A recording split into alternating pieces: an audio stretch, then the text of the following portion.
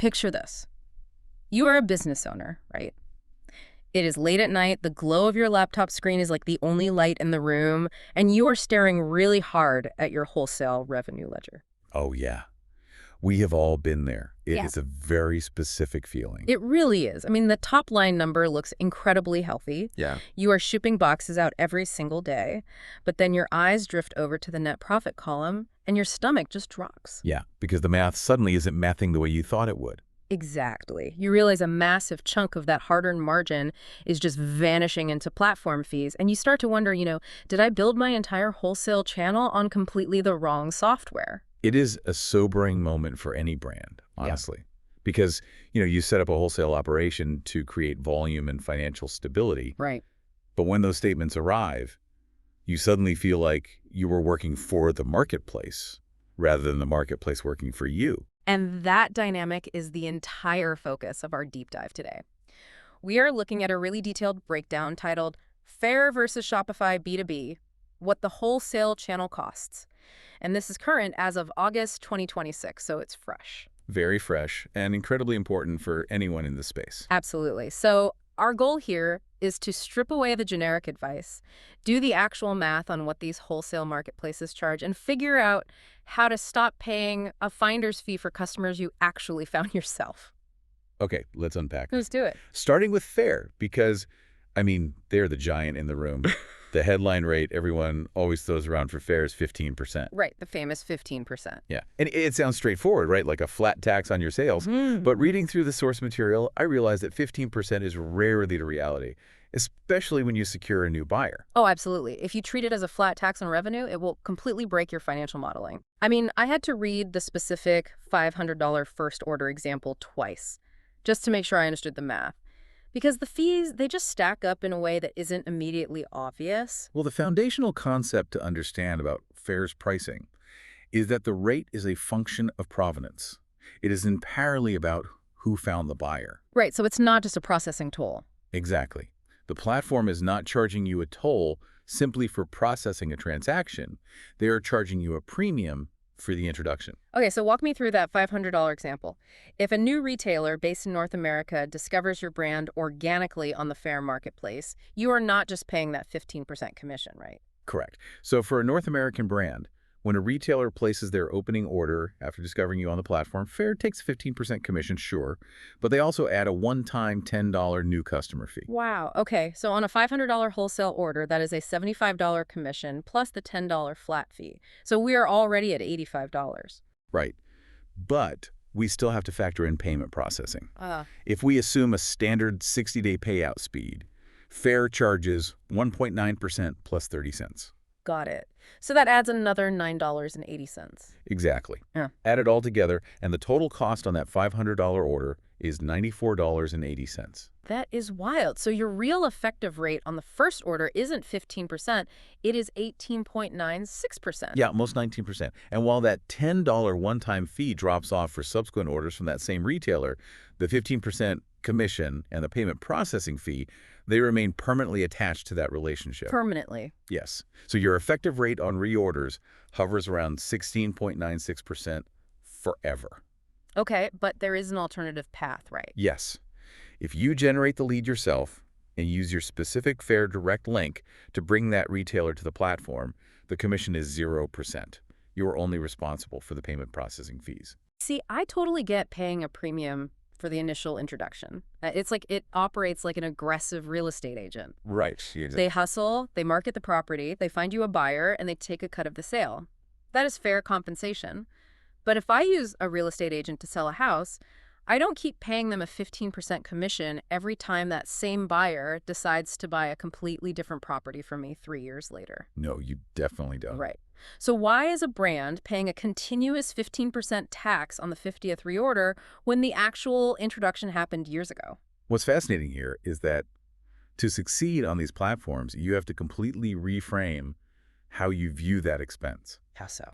Well, the platform's position is that they are not just introducing you, they are providing the ongoing infrastructure, the vetted buyer network, and they guarantee the payments so you don't have to chase invoices. Okay, I guess that makes sense from their side. Right. But from your perspective as the brand, the strategic question you should be asking isn't, can I afford to pay 15%? The question is, what share of my overall wholesale accounts does someone else have to find for me? Ah, I see. Because the zero commission Faire direct orders average out the expensive marketplace discoveries. Precisely.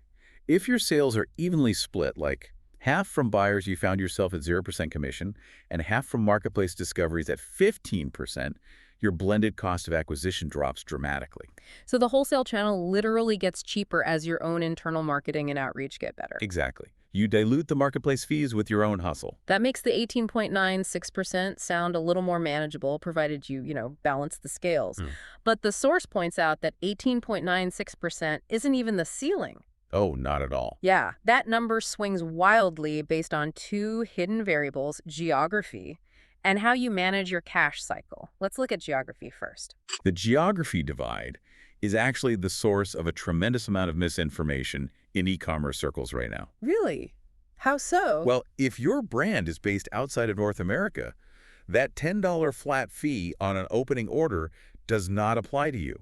Instead, Faire charges a 10% referral fee on top of the 15% commission. Wait, what? So that means international brands are giving up a 25% cut on the first order. Yes, a full quarter of the opening order. That is massive. Yet, if you search online, you will find countless generic guides and blog posts quoting this 25% figure as if it is the universal rule for every single brand on the platform. It used to be the universal rule, which is why those outdated guides still circulate. Oh, I see. Yeah, before July 2023, North American brands also paid that 25% on opening orders. Ah, okay. Faire eventually restructured the fees, lowering the percentage and swapping in the $10 flat fee for the US and Canada. But they left the older 25% structure in place for international brands. Wow. It is a perfect example of why relying on high-level summaries without looking at the date of the documentation leads to, severe financial modeling errors. Absolutely. Okay, let me play devil's advocate on the second variable, the payout speeds. Because the source breaks down the options. If you want your money the next day, Faire charges 3.5% plus 30 cents. Right. If you are willing to wait 60 days, it drops to 1.9% plus 30 cents. Now, the conventional advice is that you should always take the 60-day option to save margin. Sure. But if I am a young, growing brand, I have payroll to meet, I have to buy raw materials for the next production run, isn't giving up an extra 1.6% entirely worth it to have that cash in my bank account tomorrow? I mean, think about the habit tax, Yeah. Are merchants just blindly clicking next day payout for the dopamine hit of a fast notification? This raises an important question about how businesses manage their cash flow versus their margins. Right. You are describing a cash flow crunch. If a business genuinely needs that liquidity to keep the lights on or fund immediate production, then paying the 3.5% premium is just a necessary cost of doing business. Okay, fair enough.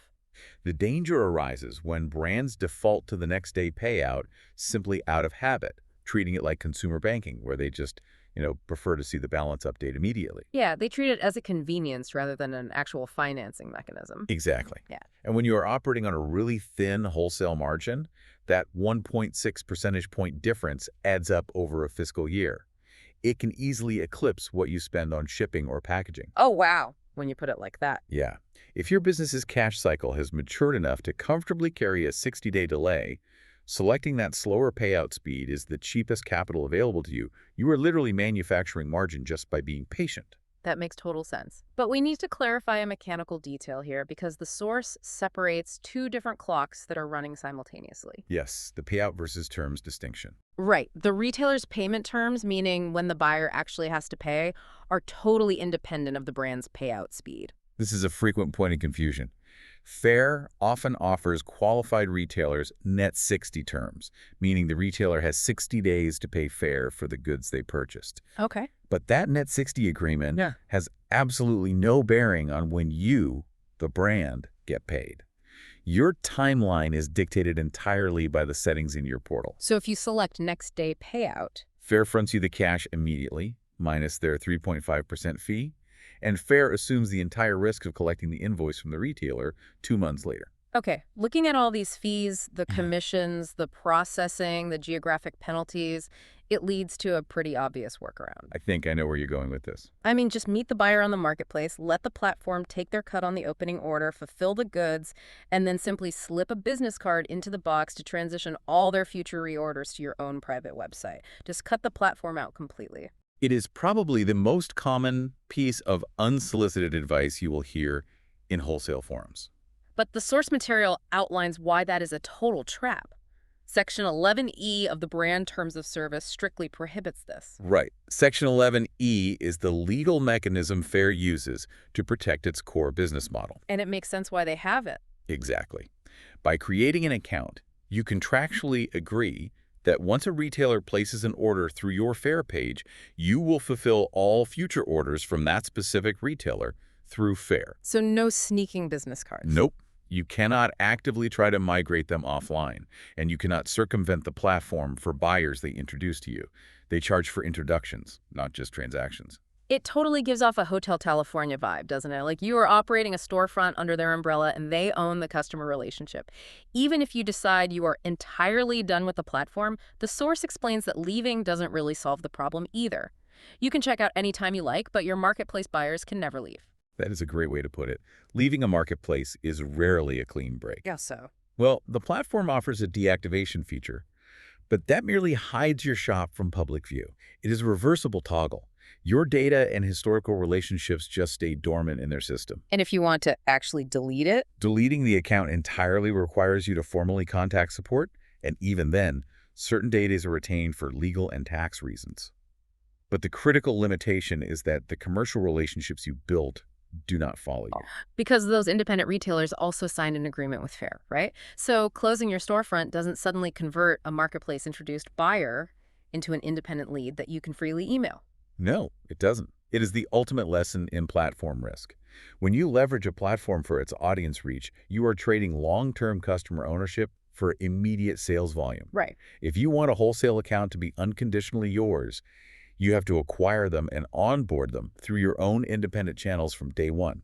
Okay, so let's say you decide to play strictly by the rules. You keep your marketplace buyers on Faire, and you use your own Shopify store for your direct buyers. A common setup. Yeah, but just managing the technical connection between those two systems is a minefield. The source details an API sync trap that results in what engineers call a silent failure. Oh, the inventory sync issue. Yeah. It is a major operational headache. So break that down for us. The Faire to Shopify integration offers 5 different synchronization directions. A common misconception among brands is that simply flipping the toggle, labeled inventory sync, guarantees they will never accidentally sell the same item twice across both platforms. I mean, on the surface, that assumption makes sense. The toggle says the inventory is synced. It does. But to understand why it fails, you have to understand the mechanism of a system of record. In this setup, Shopify is your single source of truth for how many units actually sit in your warehouse. Faire is essentially just a window looking in on Shopify. Turning on the inventory sync toggle simply allows Faire to look through the window and display the number Shopify tells it to display. But looking through the window doesn't update the actual warehouse. Correct. The API is passive. When a buyer makes a purchase on Faire, Faire doesn't have the authority to reach into Shopify and subtract a unit. It relies on a webhook. It basically has to knock on Shopify's door and hand over a receipt detailing the transaction. For that to happen successfully, 3 distinct conditions must be met simultaneously. 3. Yes. You need the inventory sync enabled so Faire knows what to display. You need order sync enabled so Faire is permitted to hand over the receipt. And the specific product, SKUs, must be perfectly linked between the two systems. Okay, so if a brand introduces a new product on Shopify but forgets to map the SEC over to Faire, what happens? The system fails silently. Yeah, Faire will accept the order and collect the money, but when it tries to hand the receipt to Shopify, Shopify won't recognize the product and will just ignore the update. So no error messages. No red alarms go off. You won't know there's a discrepancy until weeks later when your fulfillment team realizes you are completely out of stock on an item you supposedly just sold. Oh, that is brutal. Having to write a groveling email to a brand new wholesale account explaining that you sold them phantom inventory, I mean, that is the fastest way to permanently lose a retailer's trust. It really is. So we know you cannot migrate marketplace buyers due to Section 11E, Yeah. and managing the dual inventory connection requires constant operational vigilance. This makes having a robust, independent home for your self-generated leads absolutely vital. Yes, which brings us to the primary alternative, Shopify B2B. Right. Where Faire provides the audience and takes a percentage, Shopify B2B provides the raw structural machinery and takes 0% commission per order. 0%. Yes. And importantly, this is a native function built directly into the Shopify ecosystem. It is not a third-party app you have to bolt onto your theme. It is available on the Basic, Grow, Advanced, and Plus plans. But there is a pretty significant operational limitation that could force a growing brand into an expensive tier upgrade, right? The catalog cap. Yes, if your business operates on the Basic, Grow, or Advanced plan, Shopify restricts you to 3 active B2B catalogs across all your B2B markets. Let's define what a catalog actually is in this context, because it's not just a digital PDF of your products. No, a catalog in Shopify B2B is a specific set of rules. It is a combination of product visibility, meaning which specific items a buyer is allowed to see, and a dedicated price list. Right. You assign a catalog to a specific company profile. Okay, so if a brand sells home goods, they might have a standard mom-and-pop boutique catalog with a 40% discount. Right. They might have a second catalog for a massive national retailer that negotiated a 50% discount, and maybe a third catalog for corporate gifting that only shows gift bundles, not individual items. Exactly. And once you set up those 3 distinct rule sets, you have hit your ceiling on the standard plans. If you acquire a regional distributor who requires a unique pricing tier, you cannot create a 4th catalog for them. So what do you do? You would have to upgrade to Shopify Plus. And Shopify Plus is a major enterprise-level financial commitment. It is. The source is very clear that the truly robust B2B features unlimited catalogs, partial payment capture, highly specific payment terms for different companies. Those are all locked behind the Plus tier. Got it. And there is also a notable feature gap on the checkout experience, isn't there? Yes, the accelerated one-click checkouts we are all used to on the consumer side, Shop Pay, Apple Pay, Google Pay, they are not currently compatible with the B2B checkout flow. Buyers have to manually enter their information. But the most crucial thing to understand about Shopify B2B is the financial reality of that 0% commission. Here's where it gets really interesting. I look at Shopify B2B like buying a state-of-the-art, beautifully designed, fully stocked storefront that is located in the absolute middle of nowhere. It is a stark visual, but it accurately describes the mechanic. It's totally free to operate the cash register inside that store, but there is 0 foot traffic. You have to physically drag every single customer through the front doors yourself. Yes. And acquiring that foot traffic requires capital. Exactly. No buyer accidentally stumbles into a private, password-protected B2B portal.